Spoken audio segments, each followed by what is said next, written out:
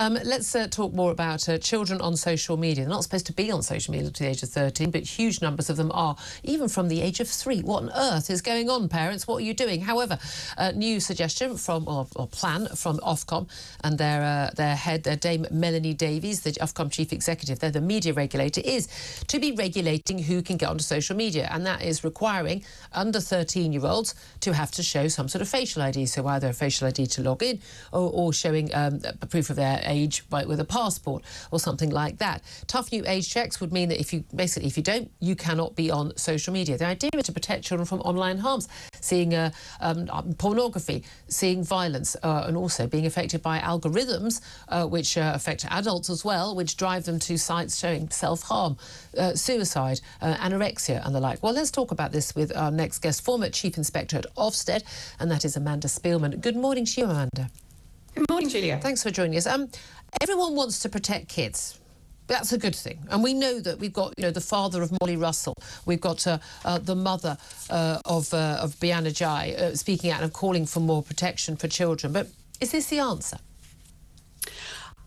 First of all, I think there really is a triple whammy around smartphones and social media, and the immediate piece about algorithms that people have been talking about is one aspect, but there's also the peer bullying, including sort of sexual abuse that social media enables.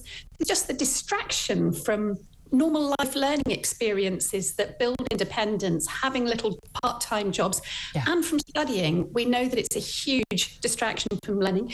And also, and the really big thing I think we're really learning about is how much they interrupt normal social development. Yeah. And that lockdowns and remote schooling showed us how important that social interaction is. And lonely children turn into anxious children who turn into children with mental health problems. So there's a huge, huge picture here. And so any serious steps to helping reduce the impact and to limit the extent to which children and adolescents are using social media. And I think Jonathan Haidt's making a really important point in the interviews he's been giving about changing social norms. This is not just about rules and regulation. It's about changing social norms, as we did with smoking, as we did with seatbelts. It's the right kind of health and safety, if you like, to make sure that children and teenagers have healthy lives. But isn't that, I mean, I would say largely that is the job of parents. A lot of parents aren't doing their job right. They're sitting there, they've got their phones out, they sit down at the table at home or in a restaurant, in a cafe, and they're just sitting there looking at their phones. They've given their kid a phone, and that is what they're going to carry on doing if they're that kind of parent. In which case, you can have all the rules you want, you can have all the restrictions, you can have the facial ID, but they're just going to log their kids on as an adult. And the only way of stopping that will be if adults also have to have facial ID. And at that point, we're no longer protecting children, we're then infringing the privacy of adults. That's where I get the concern. I don't think this is going to protect the children it's meant to protect, but I think it is going to start impacting on adults. That is my chief concern. Well, I think if you can shift the social norm, you end up in a place where it looks really weird to have your child on a screen in public, that it becomes almost a stigma to have your child. Like giving your kid a cigarette at the table. Yes. Which people wouldn't do. You can never stop every last parent from doing things that you don't think a good parent would realistically, would sensibly do. But you can shift the weight of expectation to make it fewer and fewer children who feel that pressure. And most parents would be delighted not to have the peer pressure to give their children smartphones at younger and younger ages, or to be on particular social media platforms at younger and younger ages. I think this could really help parents to be the good parents that we want. And the polling is quite clear on that, isn't it? Actually, interestingly, the children actually would quite like to have the relief from it. A lot of them do it again because, well, all my friends are doing it, and they pressure mum and dad because but everyone's arranging what to do on Saturday afternoon, and if I'm not in the WhatsApp group or on TikTok or whatever it is they're in this.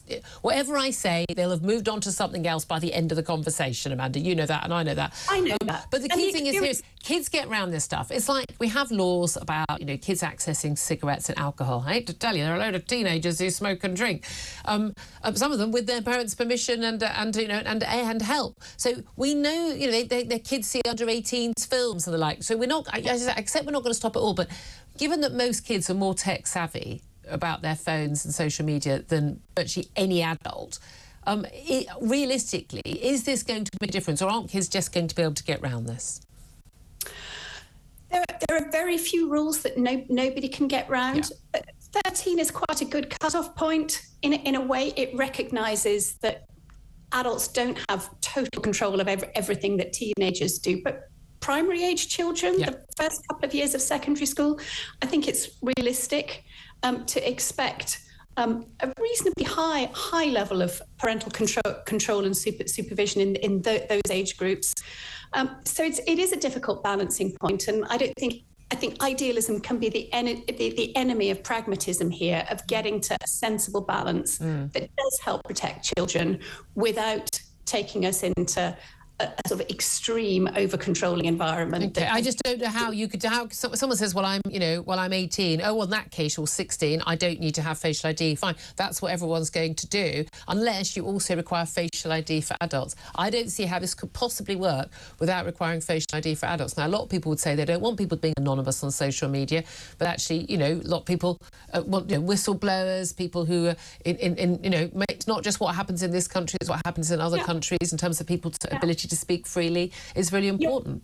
You're absolutely right. There are a lot of complexities here. This is not just a simple case of here you go, we'll collect all this data on everybody. There are risks.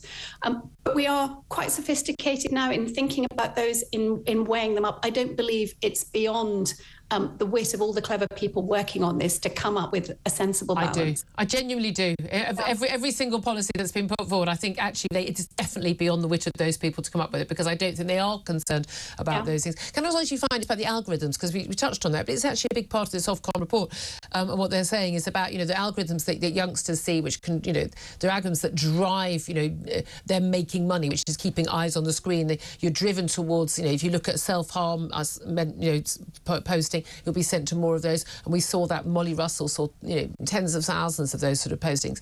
But I don't think adults should be seeing that stuff either. Shouldn't we just be saying that you shouldn't have algorithms that drive people towards self-harm? I would say to things like trans extremism and chest binding and things like that. I don't think we should have any of these algorithms. It is easier than it's ever been to see all the kinds of things that we used to have social constraints when essentially the top shelf of newsagents was the only place you could see porn, and the neighbours might see you buying the porn magazine. Fewer people were comfortable looking at things that now every teenager can see any hour of day and night. So how we make those social constraints and make them effective, and how leaving aside the rule piece of it, we shift the expectations of what's normal, sensible, good parenting is absolutely critical here. Okay, well, we shall see what happens as a result of this. Amanda Spillman, always good to talk to you. Thank you so much. Former Chief Inspector at Ofsted.